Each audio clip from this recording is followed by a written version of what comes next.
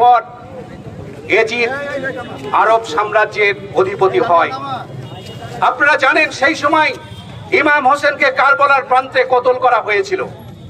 সেই দিন নবী সাহেবের বংশধর এজিদ একে একে তাদের উপর অত্যাচার করা হয়েছিল। সেই এজিদ শাসনের পরাজয় হয়েছে পৃথিবীর বুকে। আপনারা দেখেছেন মহাভারতে দ্রৌপদীর পর বস্ত্রহরণ করা হয়েছিল, দ্রৌপদীকে ওরা সমাজে তার শাড়ি খুলে নেওয়া হয়েছিল। আমরা মহাভারতের যুদ্ধে দেখেছি পাণ্ডবদের কাছে কৌরবদের পরাজয় হয়েছে। আমরা রামায়ণে কি দেখেছি? রাবণ সর্বশক্তিমান, 10টা তার মাথা, সোনার লঙ্কা, মা সীতাকে হরণ করার পর, মাতৃশক্তিকে জ্বালানোর পর সেই রামের হাতে রাবণের মৃত্যুবরণ হয়েছে। তাই যুগে যুগে বিভিন্ন ভাবে বিভিন্ন অবতার, বিভিন্ন দেবতা, বিভিন্ন মনীষী, বিভিন্ন নবী এই প্রতিবাদের জন্য জন্মগ্রহণ করে। আজকের এই পশ্চিমবঙ্গে দাঁড়িয়ে এই অত্যাচারী শাসক যেভাবে একজন মহিলা মুখ্যমন্ত্রী, তার কাছে বাংলার মানুষ সুবিচার আশা করে, বাংলার মানুষ মাতৃশক্তি মায়েরা বোনেরা তারা শক্তি ন্যায্য বিচারের দাবি করে। আজকে আপনারা প্রত্যেকে ভাবেন তো, একটা ডাক্তারকে আমরা সকলে ভরসা করি। আপনার ঘরের মেয়েটা যখন গর্ভবতী হয়, আপনার ঘরের মেয়েটা যখন পেটে ব্যথা হয়, আমরা সেই দিন রাত্রিবেলায় ওই সমস্ত ডাক্তারদের কাছে মেডিকেল কলেজ বিভিন্ন হাসপাতালে ছেড়ে দিয়ে আসে।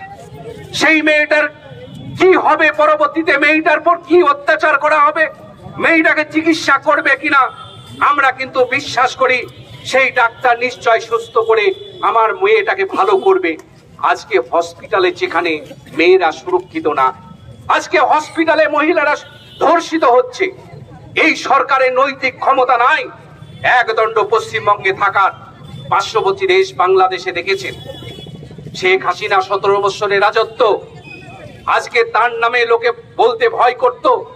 আজকে 45 মিনিটের ব্যবধানে শেখ হাসিনাকে যুদ্ধ বিমান হেলিকপ্টার নিয়ে ভারতবর্ষে এসে তাকে আশ্রয় নিতে হয়েছে প্রাণের ভয়ে।